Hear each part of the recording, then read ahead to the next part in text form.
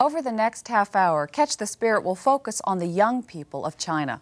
Last spring, we traveled in that country just weeks before huge demonstrations and the massacre at Tiananmen Square occurred. After we returned, we realized we'd captured a snapshot of China at an important juncture in its history.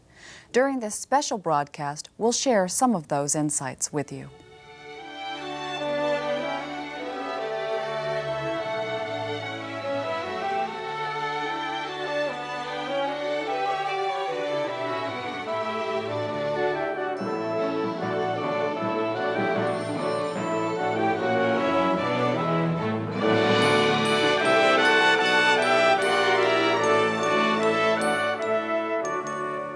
Hello and welcome to Catch the Spirit. My name is Kathleen LaCamera and I'm in China.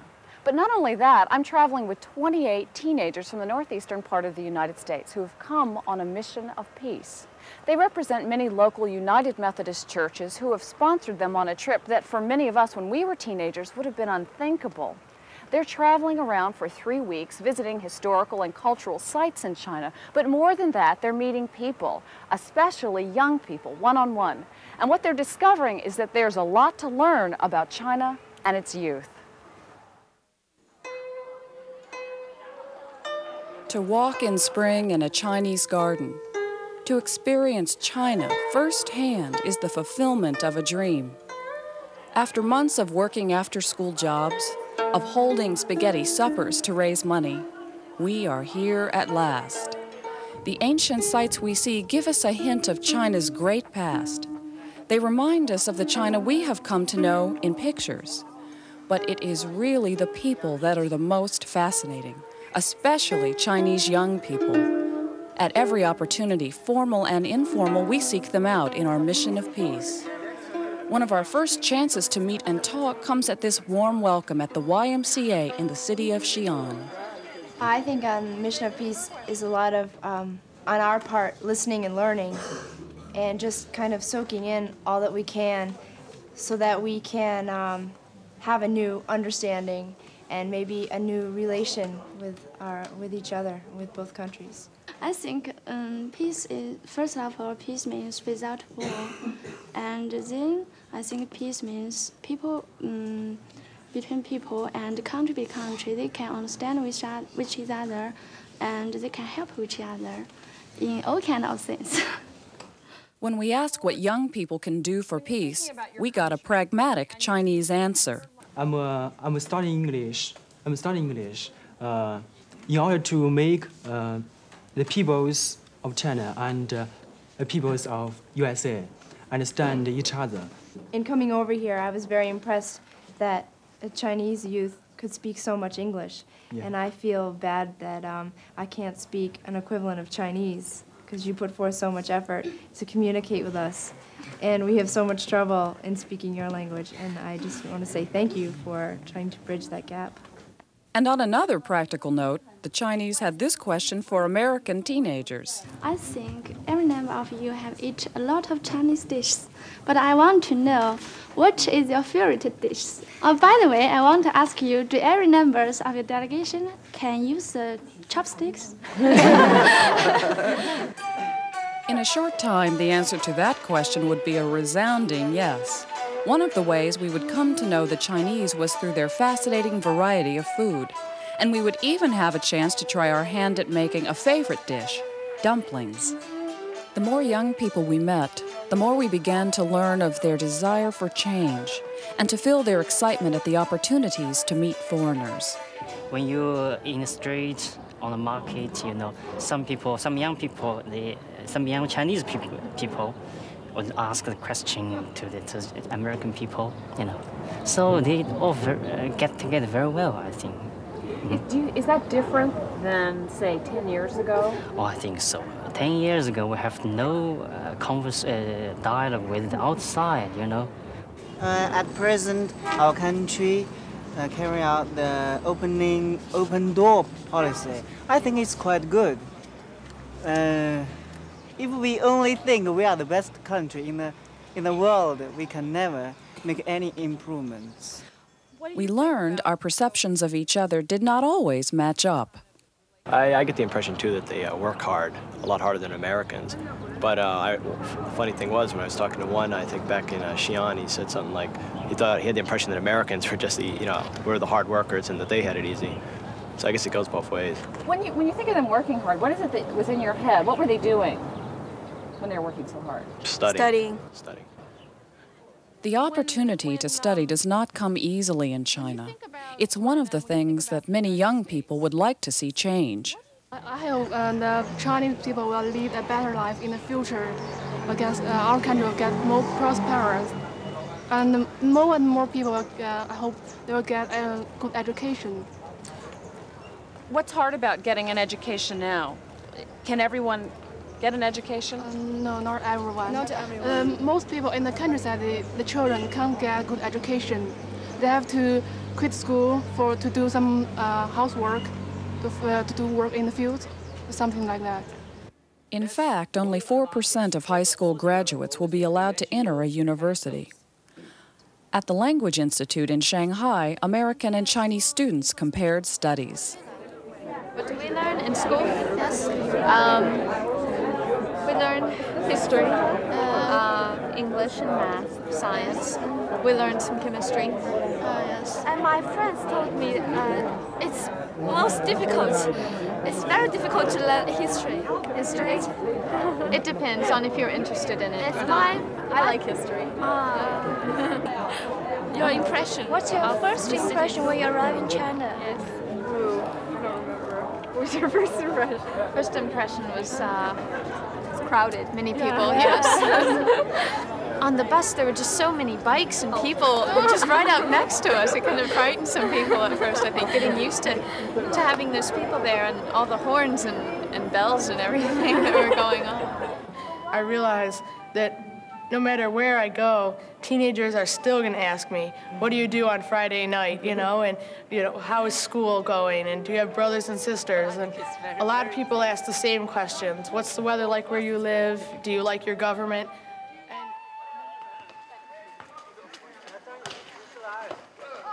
This small courtyard and playground is part of the seminary in Guangzhou. Living conditions here are typical for Chinese students.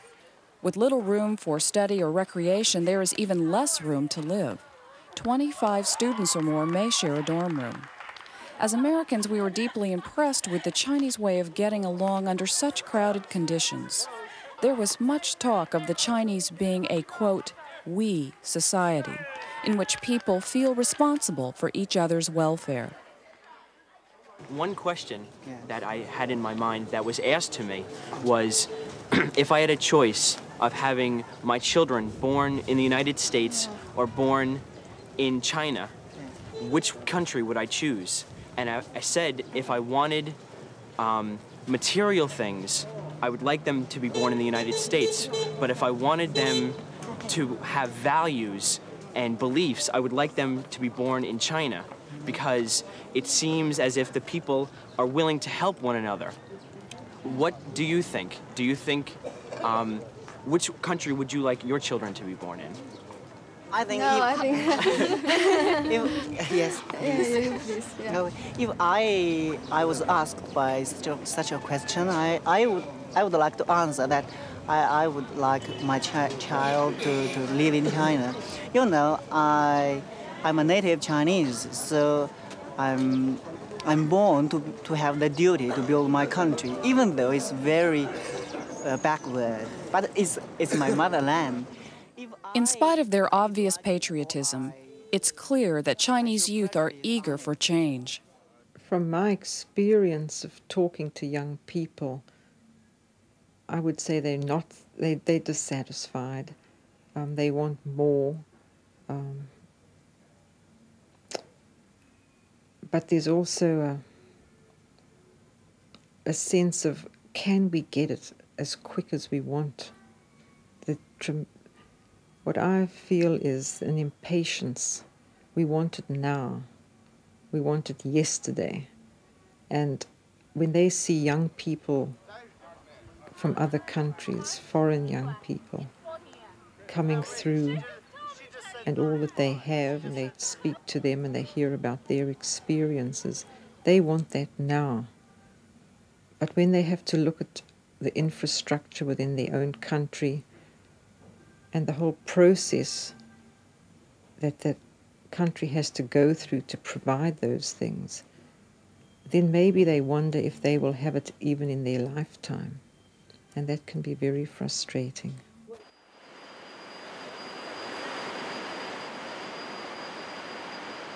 This new steel plant on the outskirts of Shanghai represents everything China hopes for in modern industrial growth. A person working here would be considered very lucky.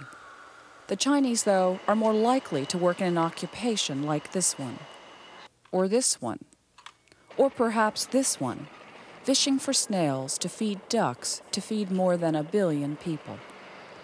And chances are, whatever job a Chinese citizen has, well, it's probably been assigned by the government, an especially difficult idea for many in our group.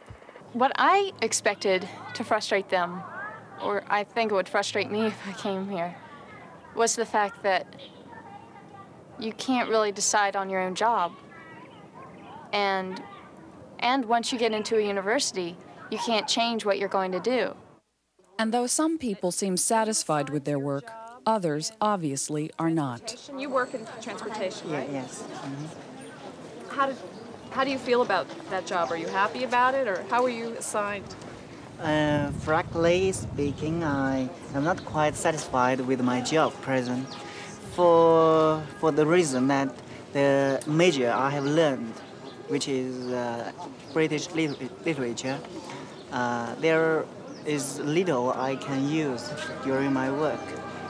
So you were a major in British literature in college? Yes. And now you don't have a chance to use that in your work? No, even don't have the chance of speaking English. So you see, it's a great pity. I cannot be satisfied with the job. Do you have a chance to change? Is there another job maybe in the future for you? Yes, there are many chances of changing jobs. But you know, it's very difficult in China to change our job easily. For example, there are... Go ahead. It's very complicated to change your job. It's not so easy as in your country. Mm-hmm. If you had the chance to choose, what job would you like? I'd like a job which can offer me a better salary and also offer me a good chance of using what I have learned. The workers in the silk factory probably make about 150 yuan a month. That's 50 American dollars. So does this highly skilled embroidery artist. And laborers, teachers, or doctors for that matter. However, with recent changes in economic policies, some Chinese are making more money. Hong Wei, YWCA secretary in Shanghai, thinks that many of the newly prosperous are farmers. Now we have an open door policy. Our government have an economic reform and also have an economic reform started at the countryside. Now the farmer is more richer, even richer than the people they work in the cities. And it's very interesting. If you pass on the road, you will find many farms' house. This is a new building. It's built these years. And they got more chance to got money. How? What do they do to get this extra money? Extra money. You see, several years ago, they only do the job, and they cannot sell their product to the market, and so their income is very limited. Now, our government encouraged them to sell their products to the market. They can get the more money. But as we would learn over and over in our travels, what is true in one part of China may not be true in another. Chen, our guide and translator, shared a different point of view. China is still very poor, you know. You see in the countries, in the cities, just like this, but in the countryside it's special. Especially, I think, in the western of China, more poor, very poor, but they still. So if we have lots of children, I think we have so much food and so much materials, and look after them. The concern for having lots of children is evident everywhere one looks in China. The government's one-child policy seems to be working, at least in the cities. Many of the young people we met have grown up as only children, and we ask how they felt about it. I am the only daughter in my family. Sometimes I feel happy because everything in my family belongs to me. But sometimes I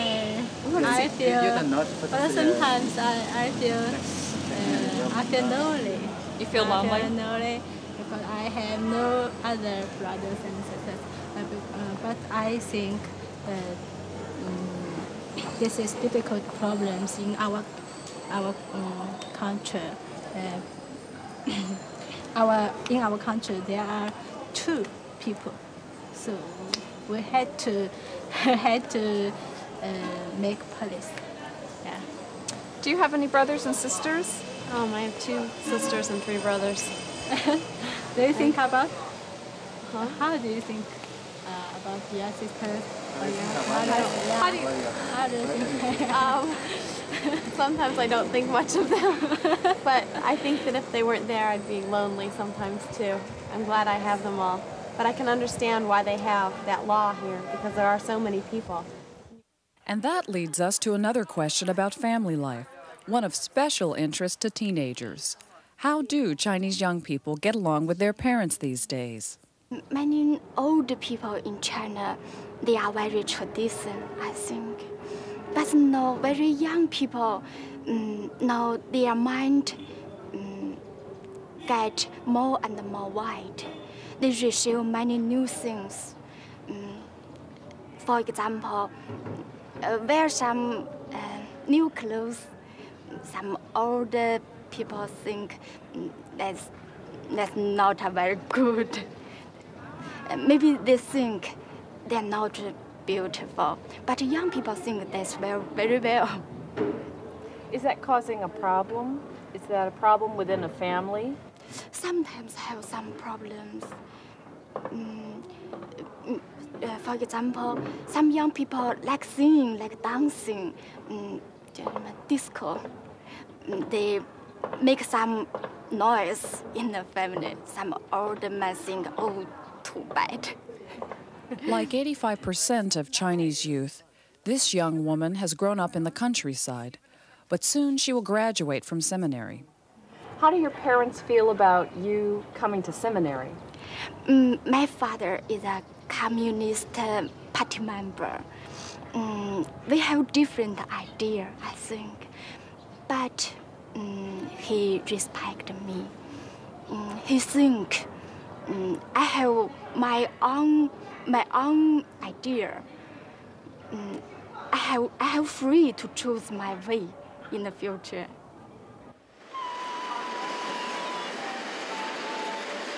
As the days passed, we began to feel saturated with all we were seeing and hearing.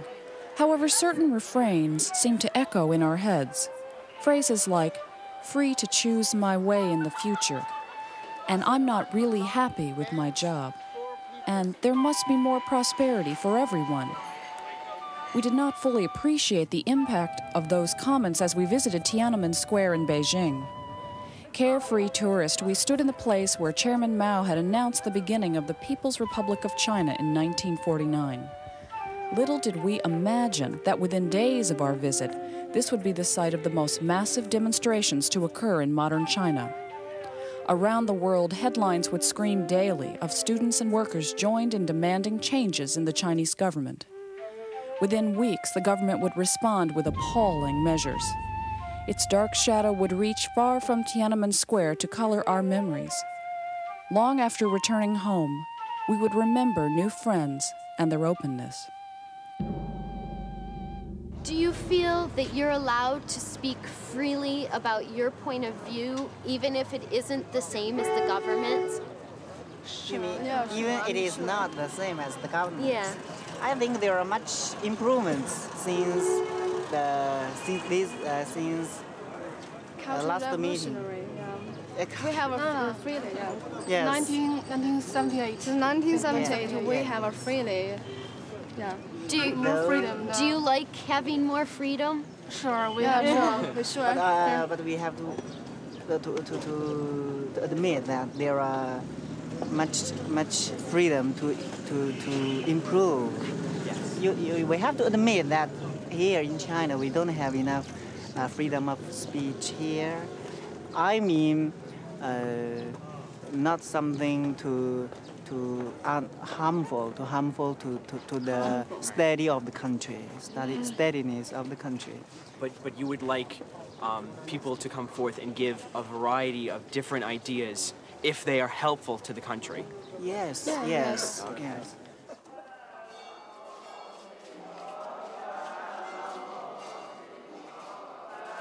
Outside this Buddhist monastery, there are old signs of China's periodic turmoil. Destroyed during the Cultural Revolution, these shrines are silent reminders that religious communities have not always fared well. Our gracious hosts, the China Christian Council, welcomed us in 7 cities. They represent a few of the more than 4 million Christians now practicing in China, less than 1/10 of 1% of the population. Whether at an Easter worship service in Beijing or a special dinner in Suzhou, our group was often touched by the warm common bonds of faith.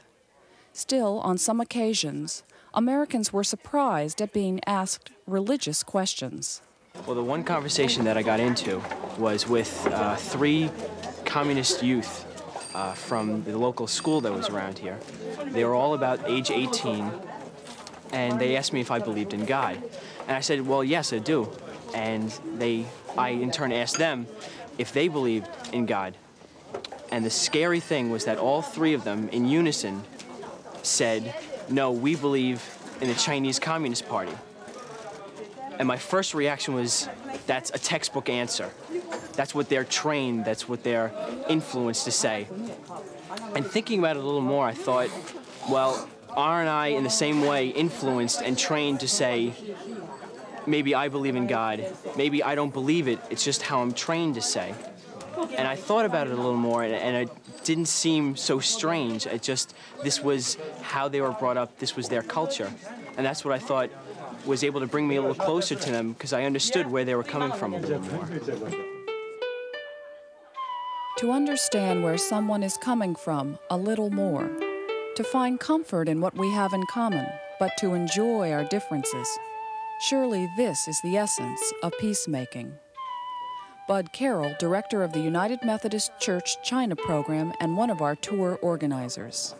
Well, this trip is one of many trips, I think, that people are getting to know each other, which means not just to say, hello, how are you, but to learn about our cultures, our customs, our traditions, our commonalities, but also our differences, and to be honest about our differences. The Chinese say, seek the common ground. It says it's okay to be different, but amidst our differences, we can somehow learn to love each other a little more, care for each other a little more, and maybe understand each other a little more. I think maybe the way, just looking at things that are mixed, the old with the new, sometimes I get confused. With so much to absorb, we were all confused. But it was the personal touch, the simple contact, that often made things clear. It was after a banquet, and we were all saying our goodbyes and getting ready to leave. And he offered me a handshake, and I tried to explain to him that in the United States, when we're leaving somebody that we really care about, that we give him a hug. And he kind of, shook his head. I don't think he knew what I was talking about. So I gave him a hug, and he kind of half-heartedly, with one arm, gave me a hug and looked at me really funny. So I was thinking about it later. I decided that I felt really stupid and I wasn't going to do that again because he obviously didn't appreciate it.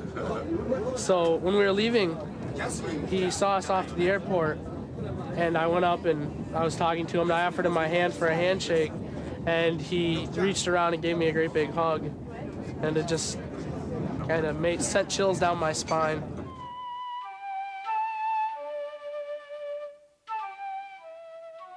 Peace for me is something that comes with a lot of struggle and sharing, and I do think that it also starts with initial contacts.